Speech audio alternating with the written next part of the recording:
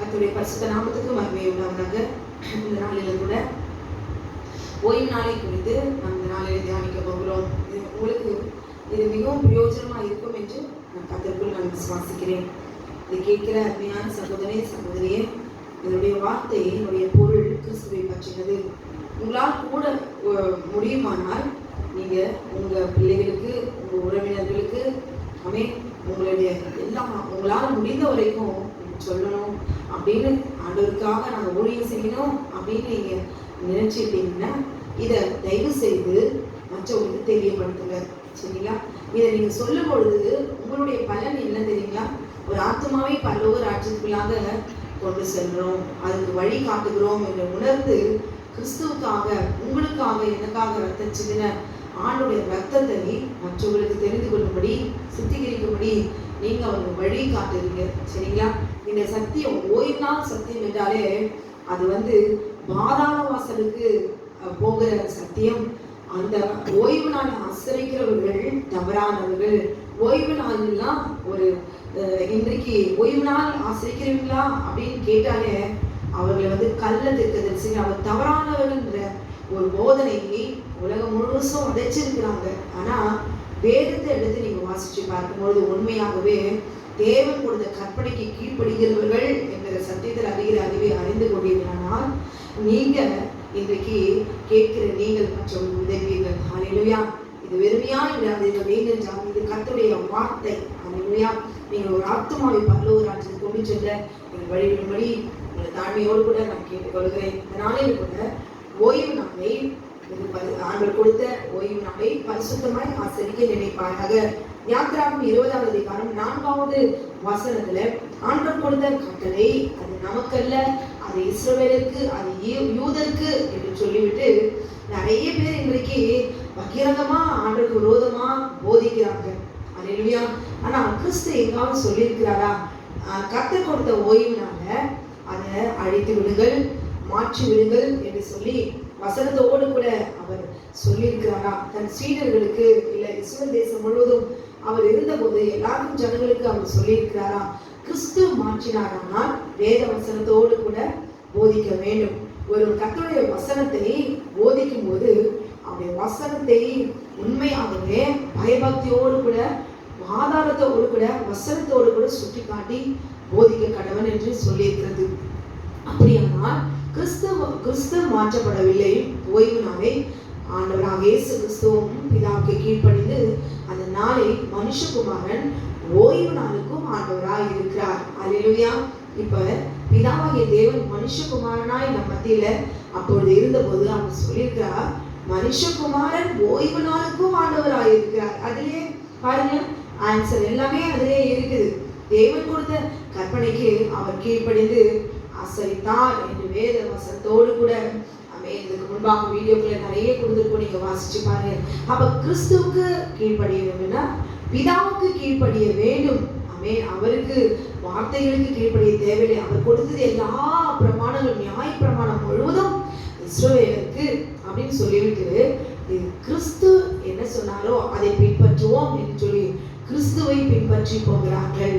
அல்லேலூயா! அப்படி நீங்க இல்லாதபடி கிறிஸ்து முழுவதும் பிதாவுடைய கொடுத்த கற்பனைகள், நியாயப்பிரமாணத்தை நிறைவேற்றும்படி கிறிஸ்து வந்தார் என்பதை அறிந்து கொள்ளுங்கள். அல்லேலூயா! அப்ப கிறிஸ்து ஓய்வு நாளை மாற்றினாரா? மாற்றும்படி அவர் சொன்னாரா? அல்லேலூயா!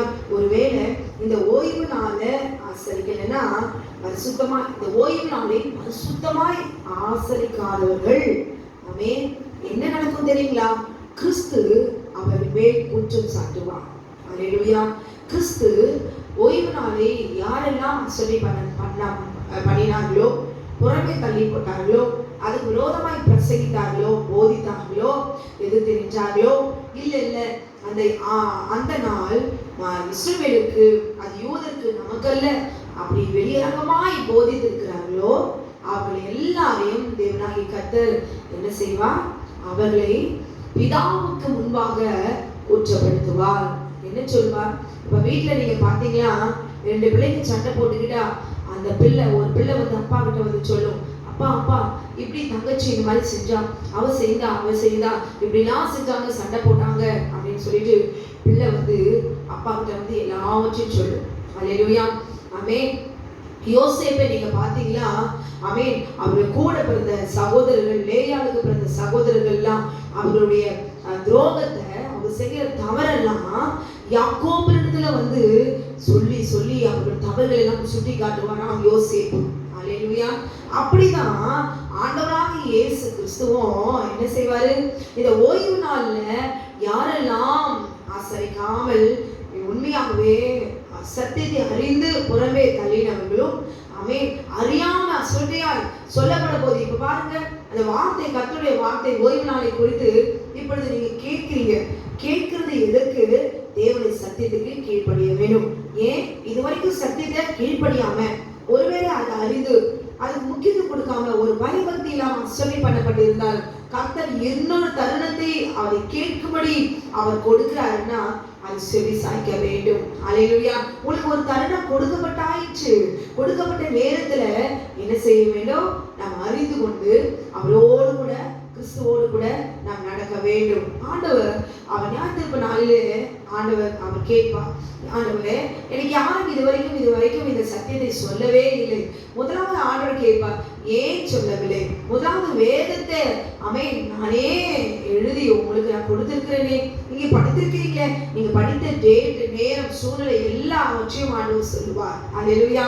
எல்லாவற்றையும் ஆராய்ந்து அறிகிற சகலத்தையும் அவர் சொல்லுவார். அல்லேலூயா. அதற்கு அப்புறமா அநேக ஊழியக்காரர்கள் மூலம் எத்தனையோ வாய்ப்புகள் வழியாய் சபையின் மூலமாய் ஆமென் கொடுக்கப்பட்டாச்சு. இல்ல ஓய்வு நாளை குறித்து யார் இதுவரைக்கும் பிரசங்கிக்கல. ஆனா ஞாயிற்றுக்கிழமை தான் ஓய்வு நாள் என்று சொல்லி எங்களுக்கு போதித்திருக்கிறாங்க ஆண்டவரே அப்படின்னு சொன்னா, இன்றைக்கு இதோ வழியா என்னுடைய ஓய்வு நாள் கட்டளைகளை சொல்லி கொடுத்திருக்கிறார்களே, ஆமென் கொடுத்தாங்களே, நீங்களும் அதை பார்த்தீர்களே. ஏன் அதை கேட்டுவிட்டு தேவனுடைய வார்த்தைக்கு கீழ்ப்படியும்படிதானே அவர்கள் போதித்திருக்கிறார்கள். அந்த வார்த்தையை உங்களுக்காக தானே கொடுக்க வைத்தேன். ஏன் அதுக்கு கீழ்ப்படியவில்லை? ஒரு மனுஷன் மூலமாய் தேவனுடைய வசனத்தை சொல்லும்படியும் கொடுத்து கூட கீழ்ப்படியாத ஒரு இருதயம் இவர்களுக்கு இருந்தது என்று சொல்லி கொடுக்கப்பட்ட தருணத்தை நீங்கள் அசட்டையாய் போட்டீர்கள் என்று சொல்லி பிதாவுக்கு முன்பாக கிறிஸ்து சாட்சியான் என்று அவன் சொல்லுவார், குற்றம் சொல்லுவார். இவன் எப்படிப்பட்டவன்? நம்ம எத்தனையோ தருணங்கள் இவனுக்கு கொடுக்கப்பட்டது, ஆனாலும் தன் இருதயத்தை கடினப்படுத்தி கொண்டார் என்று சொல்லி பிதாவுக்கு முன்பாக கிறிஸ்து சாட்சி கொடுப்பார். எப்படி? உங்களை குற்றப்படுத்துவார். இவனை இன்னான் அப்படின்னு சொல்லி சாட்சியாய் நிற்பார். அல்லேலூயா. இதை கேட்கும்பொழுது உங்கள் இருதயம் உடையணும். இதை கேட்கும்பொழுது இனி குற்றவாளியாய் தேவனுக்கு முன்பாக நான் இருக்கக்கூடாது. அல்லேலூயா. ஏன் கர்த்தருடைய ஓய்வு நாளை ஆசரித்தால் என்ன ஒரு நஷ்டம் வரும்? ஏன் ஓய்வு நாள், கர்த்தருடைய ஓய்வு நாளை ஆசரித்தா எனக்கு ஆசீர்வாதமும், என்னை சுத்தமாக்கி பரிசுத்தப்படுத்துகிறவர் எனக்கு ஒரு அடையாளத்தை போட்டு என்னை நித்திய ஜீவனை கொடுக்கும்படி அல்லவா அவர் அந்த நாளை ஆசரிக்கும் என்று சொன்னால் இதை அறிந்திருக்கிறேன். ஆனா இந்த ஓய்வு நாள் ஞாயிற்றுக்கிழமை என்று சொல்வதனால இதெல்லாம் நான் இழக்கப்பட்டு போகிறேனே, அதுக்கு சுதந்திரவாளி நான் அல்ல என்று சொல்லி அமைந்த நாள்ல விழித்துக் கொள்வீர்களாக. ஆனால் எல்லாம் அறிந்திருந்தோம், என் இஷ்டம் போல நான் ஞாயிற்றுக்கிழமை தான் நான் ஆராதிப்பேன். ஏன் தெரியுங்களா? எல்லாம் கூட்டமா சபையெல்லாம் அலங்காரமாய் ஆராதிக்கிற என்னால நிறைய பேர் சேர்ந்து கூடி இருக்கிறவங்களோடு கூட ஆராதிக்கதான் எனக்கு பிடிக்கும், ஞாயிற்றுக்கிழமை தான் ஆராதிக்க பிடிக்கும் என்று சொல்வீர்களானால் தேவனாகிய கர்த்தர் கிறிஸ்து எப்படி வந்தா? தனியாய் வந்து தனியே அல்லேலூயா பிதாவுடைய கற்பனையை அவர் நிறைவேற்றி அவர் முடித்து விட்டு போனார். ஆனால் பிதாவையும் அசட்டை பண்ணி கிறிஸ்துவையும் அசட்டை பண்ணி அல்லேலூயா அப்படி சீடர்கள் எல்லாம் அவரை குறித்து அவருக்கு கீழ்ப்படிந்து ஆமென் வாழ்ந்து சாட்சியாய் ஆசரித்து விட்டு போனார். தோ சீடர்கள் எல்லாரையும் கூட ஓய்வு நாளை எங்க ஆசரித்தார்கள் என்று சொல்லி உண்மையாகவே பெரிய பெரிய ஊழியக்காரர்கள் பேசின வீடியோக்கள் எல்லாம் நீங்கள் கூர்ந்து கவனித்து பாருங்கள். அப்படியே உண்மையாகவே அப்பட்டமாய் துரோகம் பண்ணி தேவனுக்கு விரோதமாய் பேசியிருப்பார். எங்க சீடர்கள் எல்லாம் ஆசரிக்கவில்லையே, பவுல் ஆசரிக்கவில்லையே, ஓய்வு நாள் அது இஸ்ரவேலுடைய பிரமாணம், அதெல்லாம் நமக்கு இல்லை, இப்படி ஒரு சரளமாய் பேசுகிறார்கள். நாம் பேசுகிறது யாருக்கு முன்பாக பேசுகிறோம் என்பதை உணர்ந்து பயபக்தியாய் இந்த பூமியில அவருக்கு முன்பாக மனத்தாழ்மையோடு கூட தேவனுக்கு பயந்திருக்கிற ஒரு பயத்தோடு கூட நாம் வாழ்ந்து விட்டு போக வேண்டும். அல்லேலூயா. இந்த நாளிலே கூட ஓய்வு நாளை ஆசரிக்காதவர்கள் யார்? கிறிஸ்து அவர்களை பிதாவுக்கு முன்பாக குற்றம் சாட்டுவார். அல்லேலூயா. குற்றம் சாட்டப்பட்டவர்களாய் நாம் நிற்கவே கூடாது. அல்லேலூயா. ஆமென். இந்த நாளில் கூட வாரத்தினுடைய இறுதி நாளான ஓய்வு நாள், அல்லேலூயா, சனிக்கிழமை கிறிஸ்துவால ஆமென் ஆசரிக்கப்பட்டது. இத ஆண்டவர் ஒரு நாளும் மாற்றப்படவில்லை. ஆண்டவர் தேவனாகிய கர்த்தர் எழுதி கொடுத்த கற்பனையின்படி எழுதி கொடுத்த 7ஆம் நாளை அதை மாற்றுவதற்காக அல்ல, அதை அழிப்பதற்காக அல்ல, அதை நிறைவேற்றுவதற்காகவே வந்தேன். எது? நியாயப்பிரமாணம் முழுவதையும் நிறைவேற்றுவதற்காக, இந்த 10 கட்டளைகளை மாத்திரம் நிறைவேற்றுவதற்கு அல்ல, பிதாவாகிய தேவன் கொடுத்த எல்லாம் முழுவதும் நியாயங்கள், நியமங்கள், கற்பனைகள், பிரமாணங்கள் சகலத்தையும் பிதாவாகிய தேவன் எழுதி கொடுத்த எல்லாவற்றையும் வெற்றி சிறக்கவே ஆமென் அவர் தன்னையே தியாகபலியாய் ஒப்பு கொடுத்தார். அல்லேலூயா. ஆமென். இந்த ஓய்வு நாள பரிசுத்தமாய் ஆசரிக்காதவர்கள் கிறிஸ்துவால் குற்றம் சாட்டப்படுவான். ஏனெனில் இந்த ஓய்வு நாள் எதை குறித்து தெரியுமா? விளக்குகிறது தெரியுங்களா? இந்த ஓய்வு நாள் எதை குறிக்கிறது? இந்த ஓய்வு நாளுடைய ஆசரிப்பினுடைய பொருள் என்ன? அல்லேலூயா. இது எதை குறிக்கிறது? இந்த ஓய்வு நாள் எதற்கு தேவனாகிய கர்த்தர் ஓய்வு நாளை பரிசுத்தமாய் ஆசரிக்க நினைப்பாயாக என்று எழுதி கொடுத்தார்? ஏனென்றால் இந்த ஓய்வு நாள் எதை குறிக்கிறது? கிறிஸ்துவை பற்றினது. ஆமென். இந்த ஓய்வு நாளின் ஆசரிப்பு பொருள் என்ன அர்த்தம்? கிறிஸ்துவை பற்றினது. கொலோசையர் 2ஆம் அதிகாரம் 16வது வசனம் 17வது வசனம். ஆகையால் போஜனத்தையும் பானத்தையும் குறித்தாவது, பண்டிகை நாளையும் மாத பிறப்பையும் ஓய்வு நாட்களையும் குறித்தாவது ஒருவனும் உங்களை குற்றப்படுத்தாதிருப்பானாக. அல்லேலூயா. இன்றைக்கு தேவனை குற்றப்படுத்தி கொண்டிருக்கிறோம். அல்லேலூயா. கிறிஸ்து எங்காவது நான் உங்களுக்காக, பிதாவாகிய தேவனா உங்களுக்காக ரத்தம் சிந்தி அவர் மரித்தார், அல்லேலூயா, நான் அல்லவா வந்து ரத்தத்தை சிந்தி எல்லாவற்றையும் நிறைவேற்றி முடித்திருக்கிறேன், ஆகையால் எல்லா கனமும் மகிமையும் எனக்கு மட்டுமே. ஆமென். பிதாவுக்கு அவருக்கு ஞானம் இல்லை, ஏதோ அவர் எழுதி கொடுத்து விட்டார் அவசரமாக. அதனால நான் தான் பாருங்க கண்ணு முன்னால் அடிபட்டு ரத்தம் சிந்தி நிறைவேற்றி விட்டு போயிருக்கிறேன், இதற்கு நீங்களே சாட்சிகள் என்று சொல்லி அல்லேலூயா இதோ தேவனுக்கு விரோதமாய் துரோகம் பண்ணி போதிக்கிறார்களே. பிதா வேறு, இயேசு கிறிஸ்து வேறு, பரிசுத்த ஆவியானவர் வேறு. இது 3 கடவுள்கள், இது 3 விதமான கடவுள்கள், இதோ 3 விதமான தேவர்கள் என்று சொல்லி அல்லேலூயா. பிதா வேறு, கிறிஸ்து வேறு, பரிசுத்த ஆவியானவர் வேறு, பரிசுத்த ஆவி வேறு. அல்லேலூயா.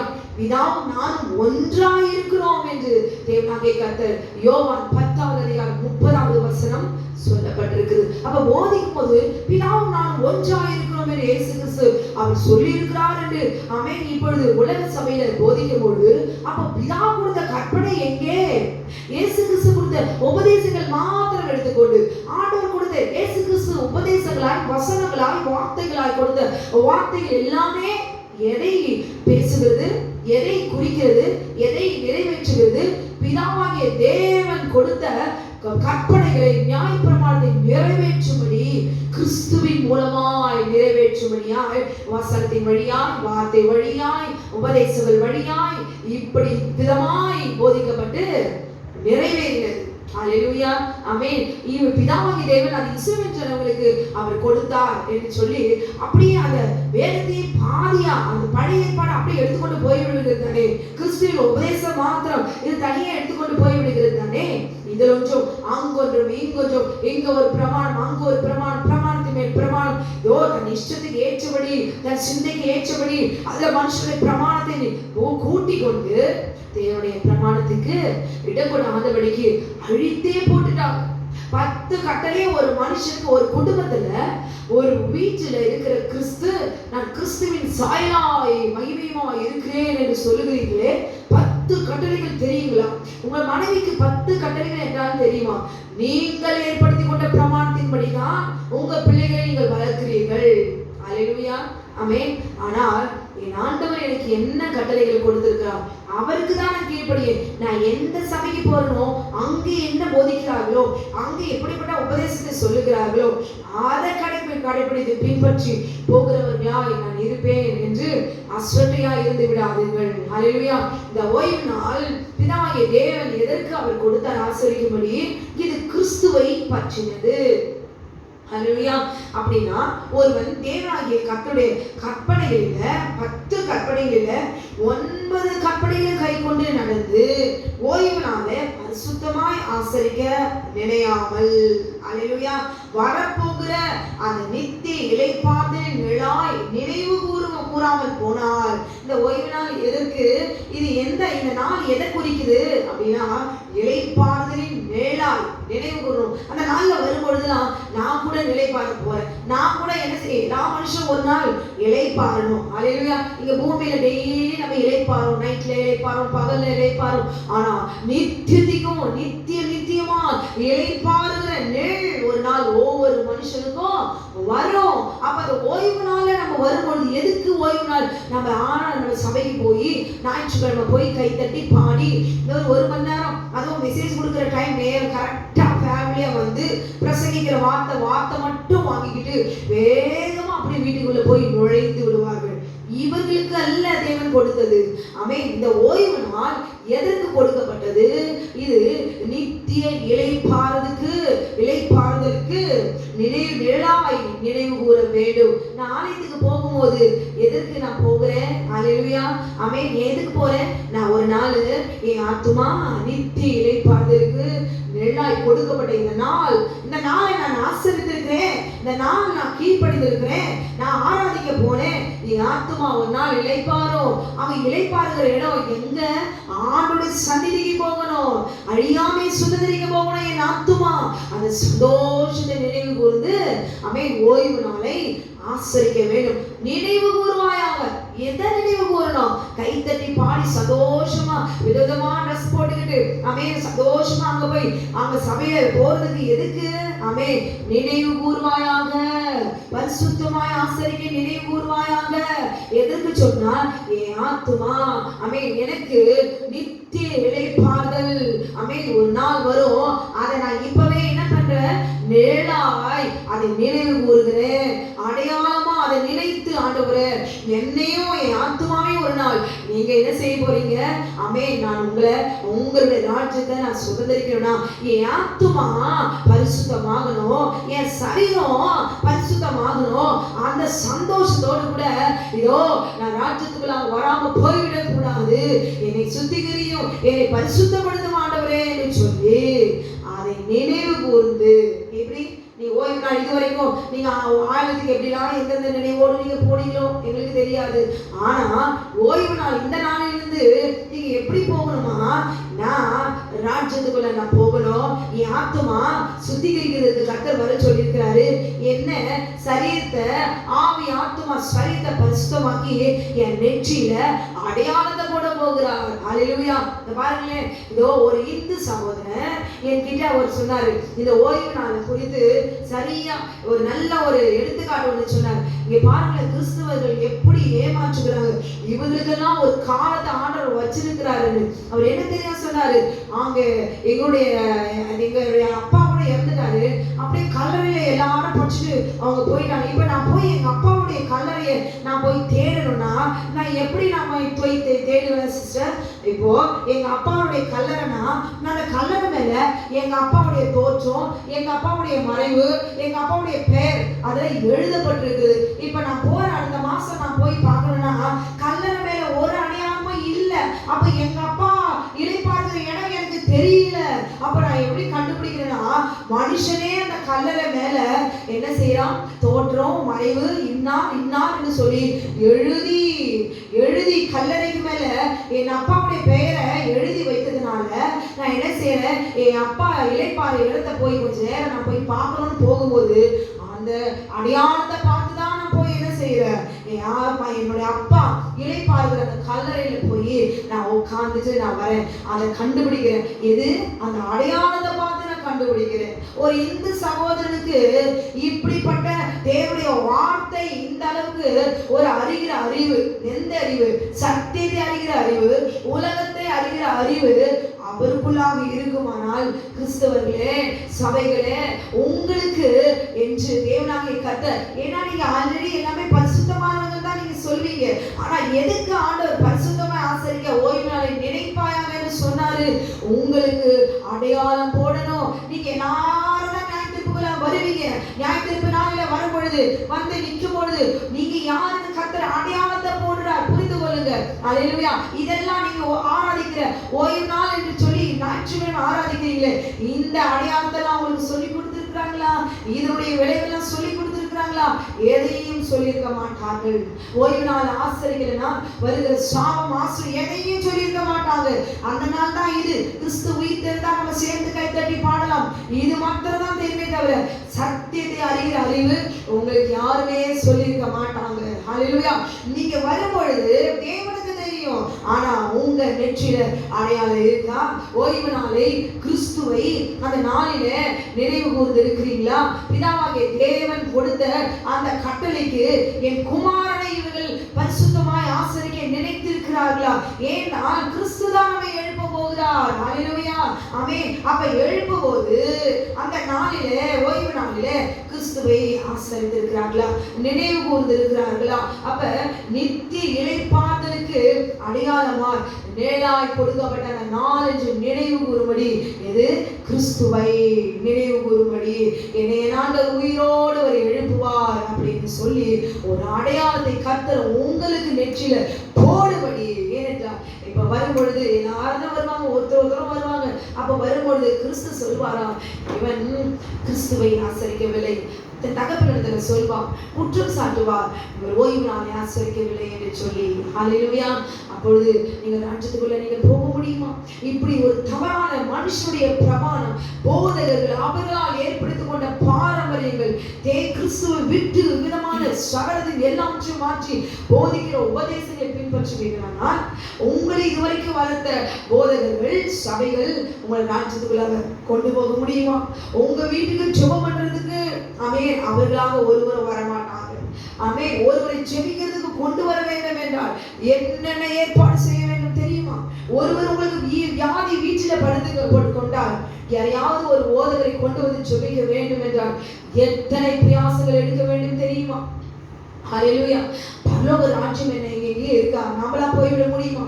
ஆமென். உணர்ந்து கொள்ளுங்கள். சத்தியத்தை அறிந்து கொண்டால் மாத்திரமே, யார் உங்களை பரிசுத்தத்துக்குள்ளாக கொண்டு போகிறார்களோ அந்த சபையில நின்று சத்தியத்தை அறிகிற அறிவினாலே வளர்ந்து கொள்ளுங்கள். ராஜ்யத்துக்குள்ளாக போவதற்கு கிறிஸ்துவை ஆசரிக்கும்படி நினைவு கூறும்படி கொடுக்கப்பட்ட அந்த நாள் தான் கர்த்தருடைய பரிசுத்த ஓய்வு நாள் என்பதை உணர்ந்து நித்திய இளைப்பாறுதலுக்கு அடையாளம் என்று சொல்லி நீங்கள் தேவன் கொடுக்கிற ராஜ்யத்துக்குள்ளாக உட்பிரவேசிப்பீர்களாக. அது மாத்திரமல்ல, சரி ஞாயிற்றுக்கிழமை நான் ஆசரிக்கிறேன், இதுல என்ன ஒரே ஒரு தானே ஒரு கட்டளை தான் நான் மீறிட்டேன், சரி மற்ற 9 கட்டளையும் நான் முடிஞ்ச வரைக்கும் கரெக்டா நான் இருந்திருக்கிறேன் அப்படின்னா நான் பரலோக ராஜ்யத்துக்குள்ள நான் போவேன். என்ன ஒரு கட்டளை தானே நான் மீறிட்டேன், ஆண்டவரை என்னை மன்னிக்க மாட்டாரா? அவர் கிருபையுள்ள தேவன் இல்லையா?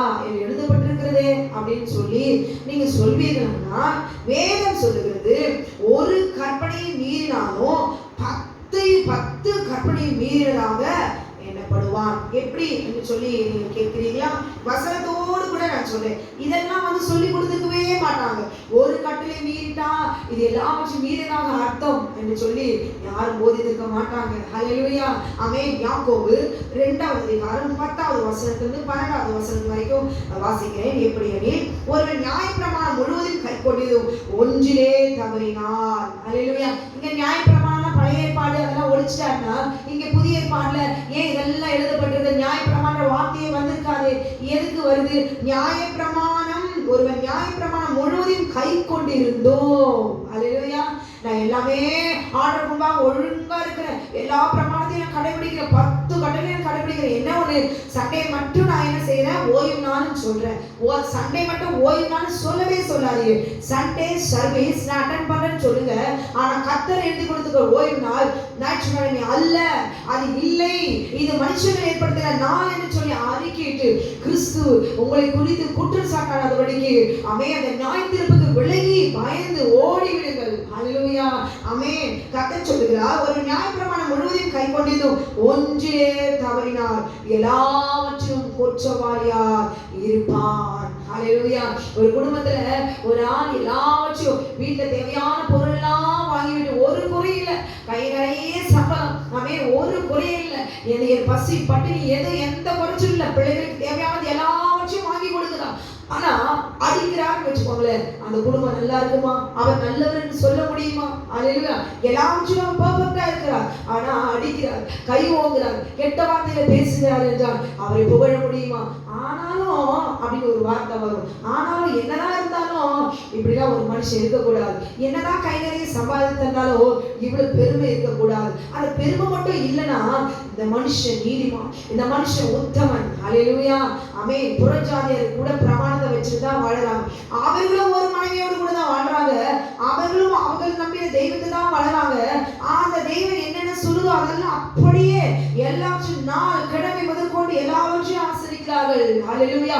புதன்கிழமை செவ்வாய்க்கிழமை ஒவ்வொரு நாளும் என்னென்ன செய்ய வேண்டும், என்னென்ன ஆகாரத்தை அவருடைய தேவர்களுக்கு படைக்க வேண்டும், எல்லாவற்றையும் தீர்மானித்து பயபக்தியால் பரிசுத்தமாய், சரீரத்தை பரிசுத்தமாய், வீட்டை பரிசுத்தமாய் அவர்கள் என்ன செய்யறாங்க, ஆசரிக்கிறார்கள்.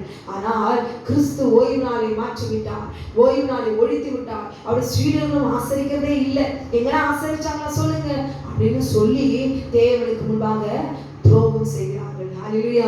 இவரை தேவன் கூச்சப்படுத்துவார். அல்லேலூயா.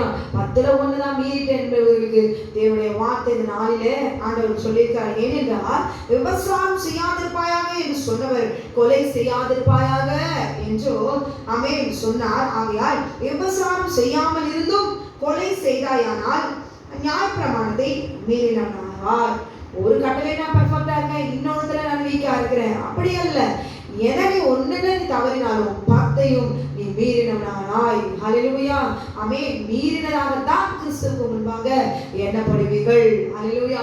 ஆகையால நித்திய இளைப்பாறுதலுக்குள்ளாக பிரவேசிக்கவே முடியாது, இது சத்தியம். ஆனால் ஏன் சிம்சோனை அவர் மன்னிக்கவில்லையோ?